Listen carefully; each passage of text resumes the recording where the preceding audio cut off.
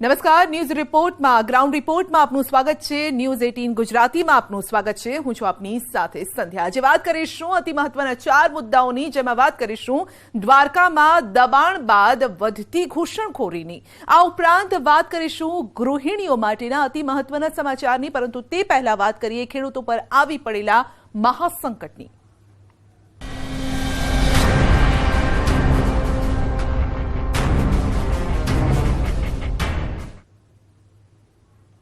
આગામી 1.5 કલાક ધરતીપુત્રો માટે અતિ ભારે છે। રાત્રે 9:30 સુધીમાં 16 જિલ્લામાં વરસાદની આગાહી છે। ગાજવીજ સાથે ત્રાટકી શકે છે વરસાદ। કચ્છ, સુરેન્દ્રનગર અને રાજકોટમાં માવઠું થઈ શકે છે। અમરેલી, ભાવનગર, બોટાદમાં પણ વરસાદની આગાહી છે। અમદાવાદ, આણંદ, વડોદરામાં પણ વરસી શકે છે આફત। નર્મદા, ભરૂચ, સુરત, તાપીમાં પણ વરસાદની આગાહી છે। ડાંગ, નવસારી, દમણ, વલસાડમાં વરસાદની આગાહી છે। મધ્ય ગુજરાત આ સાથે દક્ષિણ ગુજરાત અને સૌરાષ્ટ્રમાં મેઘો મંડાયો છે, પરંતુ આ કમોસમી વરસાદ છે જે નુકસાની પણ કરશે। તો 9:30 વાગ્યા સુધીમાં 16 જે જિલ્લા છે ત્યાં આગાહી કરવામાં આવી છે। સુરેન્દ્રનગરની વાત કરીએ, લીંબડી શહેર વિસ્તારમાં પણ વરસાદ વરસ્યો છે। ભારે પવન સાથે ધોધમાર વરસાદનું આગમન થયું છે। કરા સાથે કમોસમી વરસાદ પડ્યો છે। ઘઉં, એરંડા, વરિયાળીના પાકને નુકસાનની ભીતિ છે। જોરદાર પવન ફૂંકાઈ રહ્યો છે, વરસાદ વરસી રહ્યો છે, કરા પણ પડી રહ્યા છે। સુરેન્દ્રનગર જિલ્લાના લીંબડીમાં મોડી સાંજે કરા સાથે વરસાદ વરસ્યો છે। લીંબડી શહેર તેમજ ચૂડા પંથકમાં ભારે પવન અને વાવાઝોડા સાથે વરસાદ આવતા ખેતીમાં ભારે નુકસાન થવાની આશંકા છે। લીંબડીમાં કરા સાથે વરસાદ આવતા ઘઉં, જીરું, ચણા અને રાયડા સહિતના પાકમાં મોટા પાયે નુકસાન। ભારે પવન ફૂંકાતા વરિયાળીના પાકમાં મોટું નુકસાન જતા ખેડૂતોને આર્થિક નુકસાન પહોંચવાનું છે।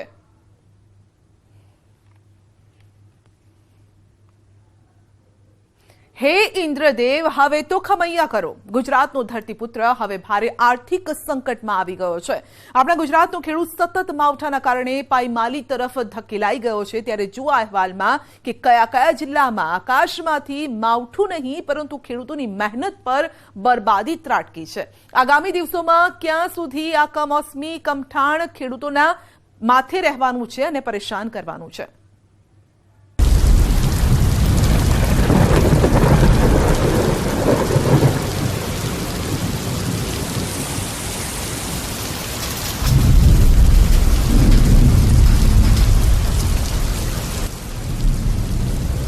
બરબાદીના વરસાદે બખ્ખા બોલાવ્યા।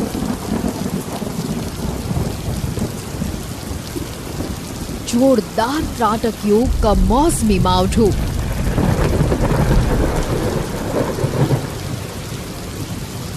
સૌરાષ્ટ્ર અને દક્ષિણ ગુજરાતમાં ગાજવીજ સાથે માવઠું।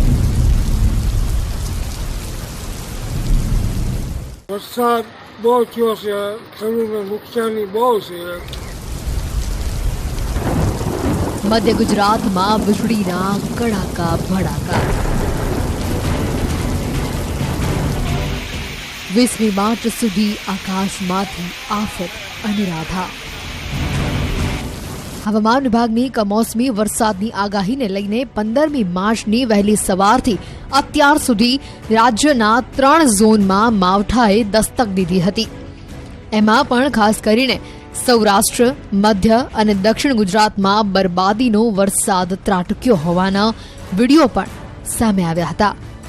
એમાં પણ માત્ર સામાન્ય વરસાદ નહીં પરંતુ ગાજવીજ અને ભારે પવન સાથે મુશળધાર વરસાદ ત્રાટક્યો હતો।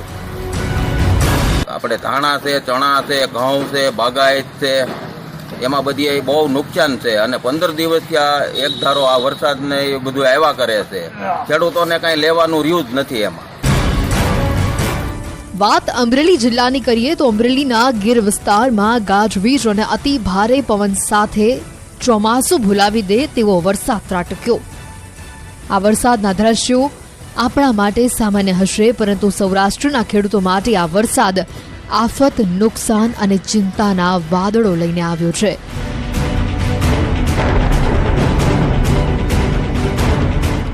અમરેલી જિલ્લાની ખેતી આ માવઠાએ નષ્ટ કરી દીધી છે. સુખપુર, કાંગસા, ગોવિંદપુર, દલખાણીયા સહિતના ગામોમાં ભારે પવન સાથે વણમાંગ્યા મુશળધાર વરસાદે ચોતરફ વિનાશ વેરી દીધો છે. તો બીજી તરફ ધારીના સરસિયા અને જીરામાં પણ કમોસમી વરસાદ ત્રાટક્યો હતો. માત્ર વરસાદ જ નહીં, અમરેલીના કેટલાક વિસ્તારોમાં તો વરસાદની સાથે કરા પણ ત્રાટક્યા હતા.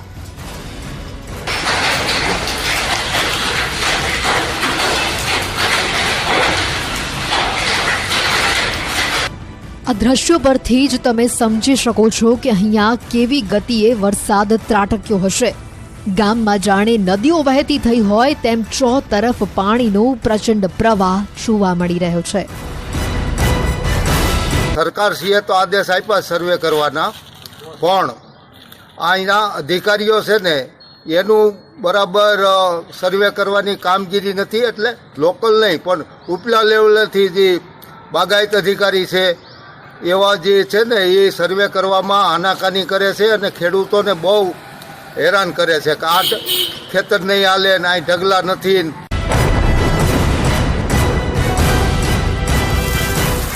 અમરેલીના ગોવિંદપુરામાં તો ભર ઉનાળે ચોમાસા જેવો માહોલ સર્જાયો.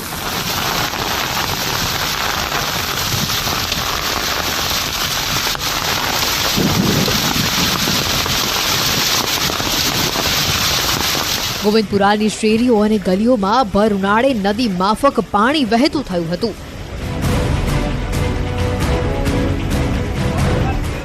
ગામમાં ધોધમાર વરસાદના પગલે અમરેલીની આસપાસની નદીઓમાં પૂર જેવી સ્થિતિનું પણ નિર્માણ થયું છે.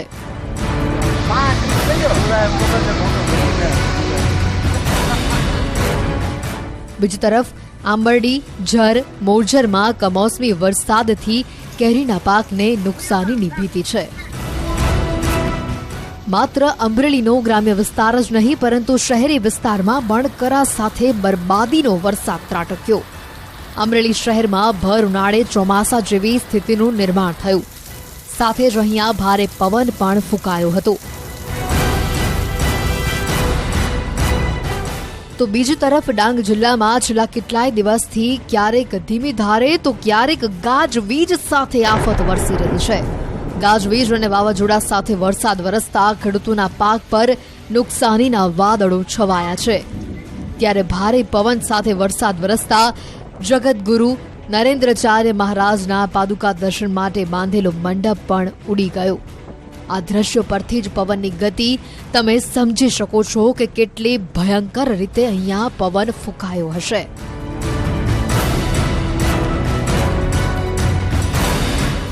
આ તરફ દક્ષિણ ગુજરાતના ગ્રામ્ય વિસ્તાર એટલે કે માંગરોળ તાલુકામાં કડાકા ભડાકા સાથે વરસાદ ત્રાટક્યો. માંગરોળમાં કરા પડવાનો વિડીયો એક કાર ચાલકે પોતાના મોબાઈલ કેમેરામાં કેદ કર્યો હતો. ભારે પવન સાથે કરા પડતા વાતાવરણમાં ઠંડક છવાઈ હતી તો ખેડૂતોના જીવ તાળવે ચોંટી ગયા હતા. બોટાદમાં ચોમાસું ભૂલાવે તેવી આફત વરસી. ધરતીપુત્રોની મહેનત પર વરસી બરબાદી. વીજળીના કડાકા ભડાકા સાથે ધોધમાર વરસાદ. લમણે હાથ દઈ ખેડૂતોએ આવ્યો રોવાનો વારો. બોટાદ જિલ્લામાં હવામાન વિભાગની સચોટ આગાહી પ્રમાણે જ ચોમાસું ભૂલાવી દે તેવો કરા સાથે વરસાદ ત્રાટકતા ખેડૂતોની માઠી દશા બેઠી.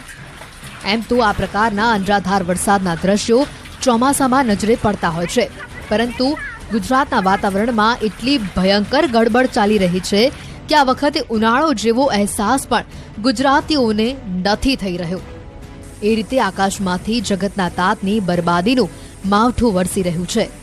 બોટાદના આ દ્રશ્યો આપણને ચોમાસાની યાદ અપાવી દે તેવા છે.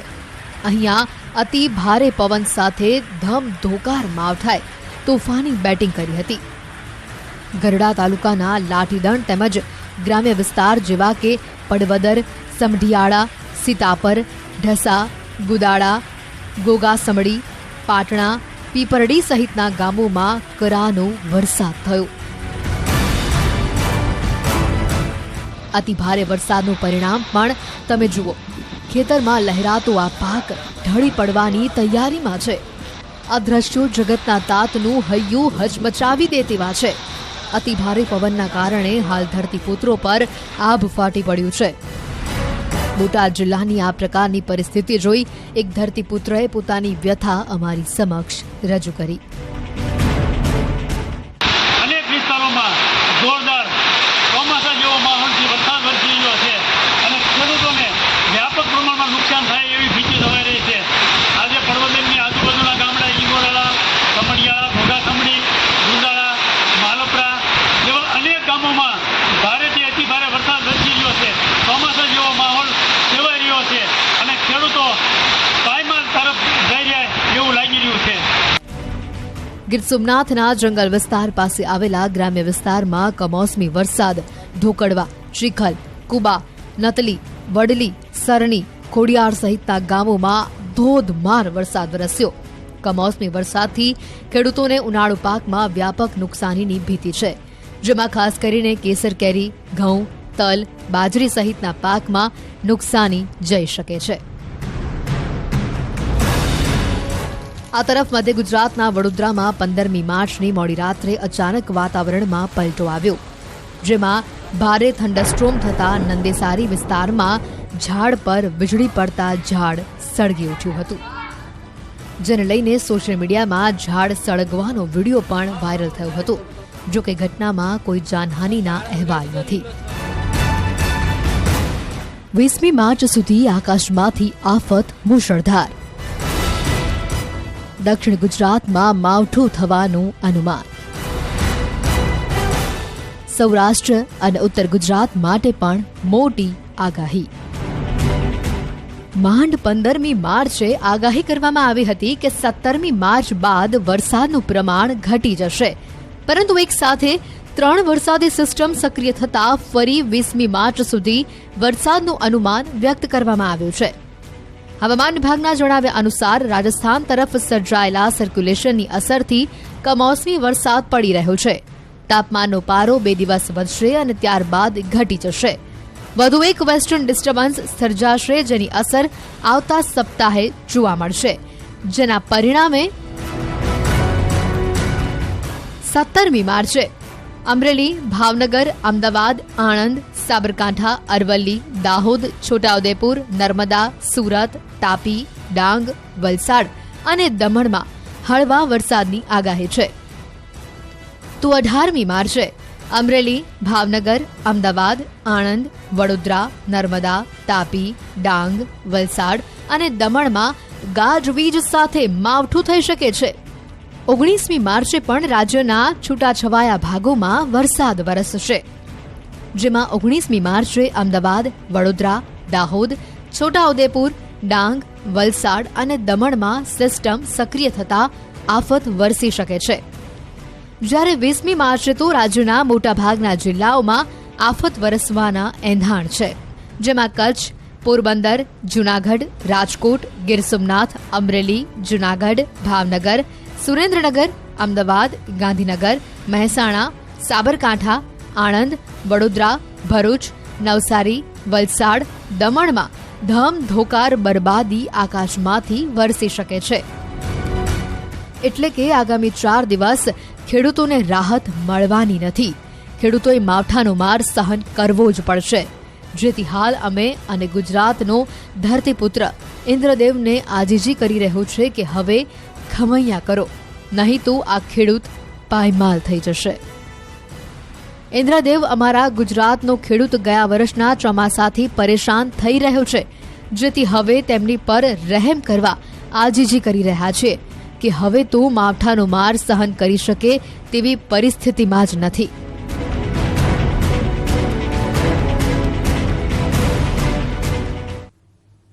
મસાલાની સિઝન ઓગળી ગઈ છે. ગૃહિણીઓ હવે ધીરે ધીરે મસાલા, ગરમ મસાલા અને તેજના 12 માસના ભરવાનું શરૂ પણ કરી દીધું છે. ત્યારે સિઝન શરૂઆતમાં જ ગૃહિણીઓ માટે માઠા સમાચાર છે. જો અહેવાલમાં કે મસાલાના કેમ ભાવ તીખા થયા.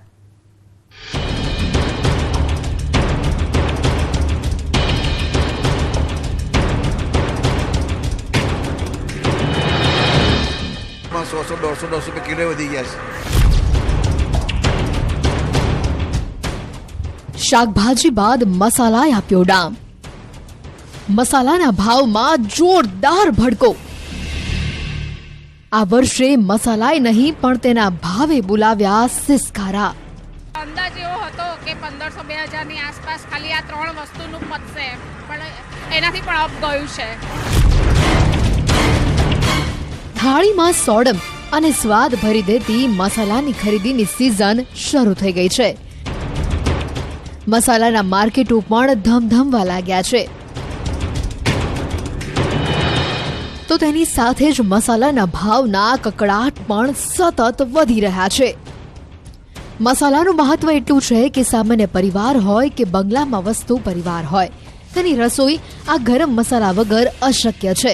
જેથી હાલ ગૃહિણીઓ મોટા પ્રમાણમાં સમય મળતાની સાથે જ મસાલા માર્કેટમાં ખરીદી કરવા પહોંચી જાય છે.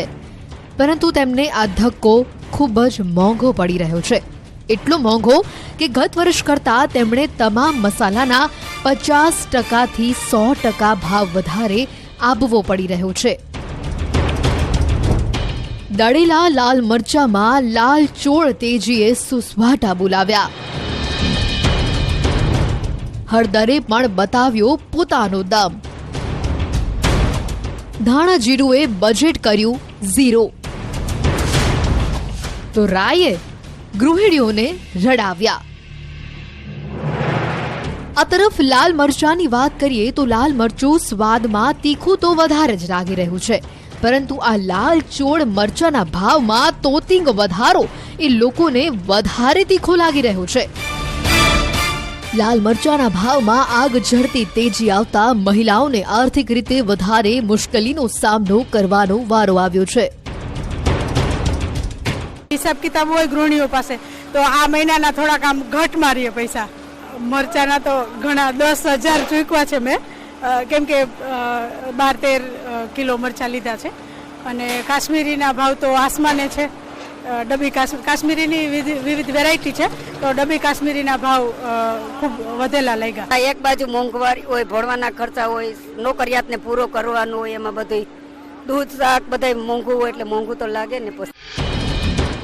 ઉનાળાની ગરમીની શરૂઆત થતાની સાથે જ લોકો બારમાસી ખાદ્ય પદાર્થની ચીજ વસ્તુઓ ભરવાની તૈયારીઓમાં વ્યસ્ત બની જાય છે.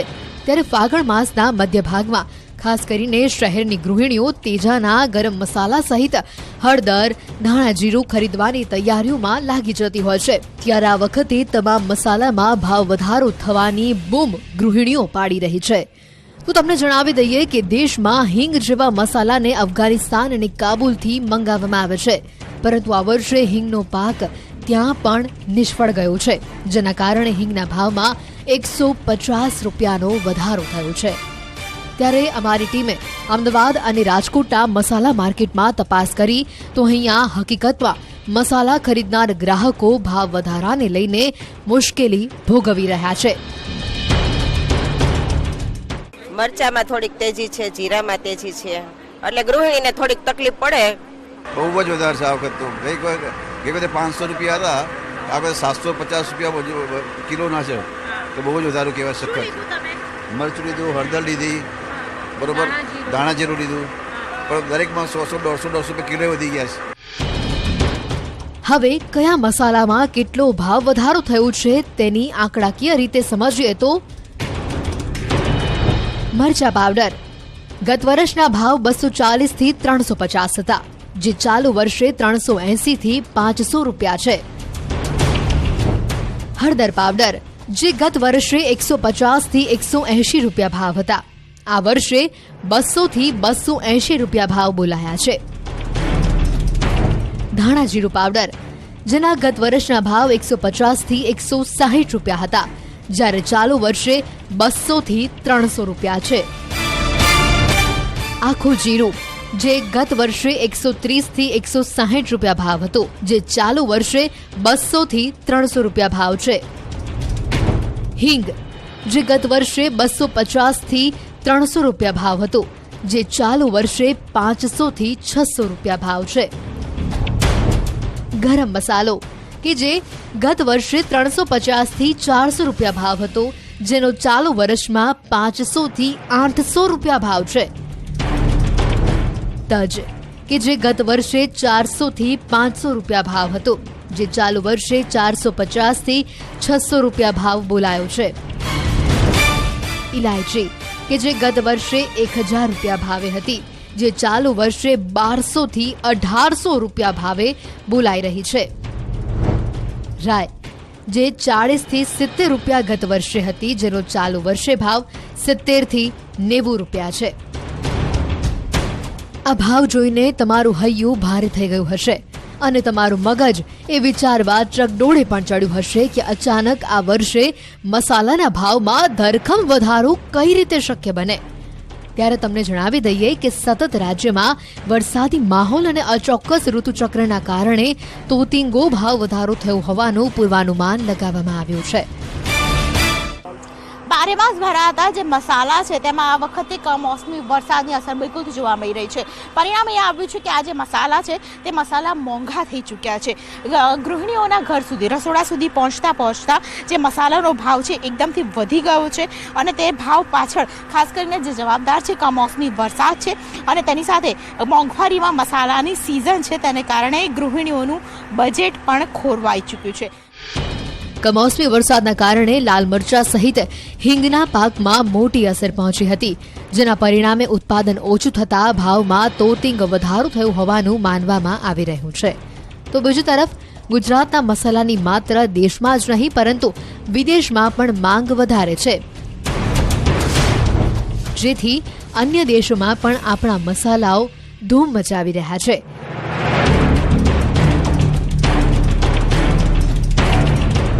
પરંતુ રાજ્યમાં મસાલાના ભાવ બૂમ પડાવી રહ્યા છે। બહારના વેપારીની આવક વધી ગઈ છે ખરીદીમાં, એની હિસાબે આપણો માલ જો બહાર જાય છે એની હિસાબે ભાવ વધ્યો છે।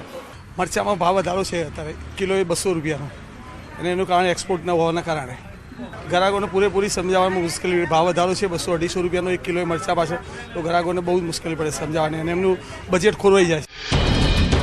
વેપારીઓને અને ખેડૂતોને મસાલાના સારા ભાવ દેશની બહાર કે અન્ય રાજ્યોમાં મળતા હોવાથી તેઓ મસાલાના મોટા પ્રમાણમાં એક્સપોર્ટ કરી રહ્યા છે, જેથી ભાવમાં વધારો થયો હોવાનું વેપારીઓના મતે માનવામાં આવી રહ્યું છે। ત્યારે ઘરના છોકરા ઘંટી ચાટી અને પાડોશીને આટો જેવી સ્થિતિ ગુજરાતમાં ઊભી થઈ છે। ત્યારે એક સાથે આવેલા ભાવ વધારાના કારણે ગૃહિણીઓએ બીજી વસ્તુઓમાં કરકસર કરવાની ફરજ પડી છે।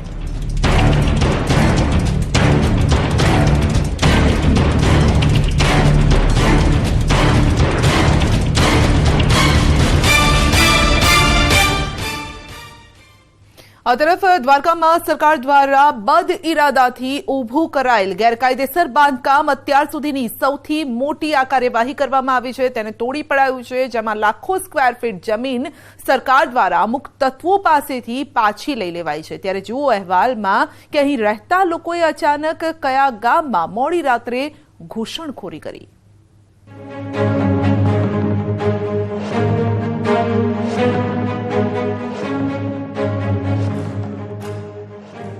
માત્ર 2 થી 3 દિવસમાં વેરાન થયું શહેર। જ્યાં ઊભા હતા મકાનો તે વિસ્તાર ફેરવાયો મેદાની પ્રદેશમાં। જ્યાં નજર ફેરવો ત્યાં કાટમાળના ઢગલા। જુઓ ધરાશાયી દબાણનો ડ્રોન વ્યૂ। આ ડ્રોન વિઝ્યુઅલ જોઈ તમે પણ અચંભિત થઈ ગયા હશો। આખરે આ શું થઈ રહ્યું છે? જ્યાં જુઓ ત્યાં તૂટેલા ઘર જોવા મળી રહ્યા છે। તમામ ચીજવસ્તુઓ ખંડેર થઈ ગઈ છે। વેરાન શહેરના આ દ્રશ્યો ના તો યુક્રેનથી સામે આવ્યા છે ના તો રશિયાથી। આ હેરાન પરેશાન કરી દે તેવા દ્રશ્યો જોઈ તમને લાગ્યું હશે કે અહીં થોડા દિવસ પહેલા ભયંકર યુદ્ધ થયું હશે, પરંતુ આ દ્રશ્યો યુક્રેન રશિયાના યુદ્ધના નથી। આ વેરાન વિસ્તારના દ્રશ્યો આપણી દેવભૂમિ દ્વારકાના દરિયાઈ પટ્ટાના છે। બદ ઇરાદા પર ફર્યું બુલડોઝર। ગેરકાયદે ખડકાયેલા સેંકડો બાંધકામ ચકનાચૂર। દરિયાઈ પટ્ટામાં સરકારની ધારદાર કાર્યવાહી। જો દબાણ કર્યું તો ગયા સમજો।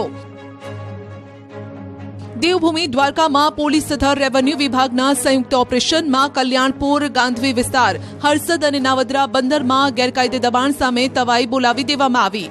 અનઅધિકૃત દબાણ હટાવવા છેલ્લા 7 દિવસથી મોટી કાર્યવાહી કરવામાં આવી રહી છે। ગેરકાયદેસર દબાણો સામે હવે સરકાર પણ આકરા પગલાં લઈ રહી છે તેવું આ દ્રશ્યો પરથી સ્પષ્ટ દેખાઈ રહ્યું છે। ગેરકાયદે ઊભા કરી દેવાયેલા બાંધકામો પર દ્વારકાના હર્ષદમાં સતત બુલડોઝર ફરી વળ્યા।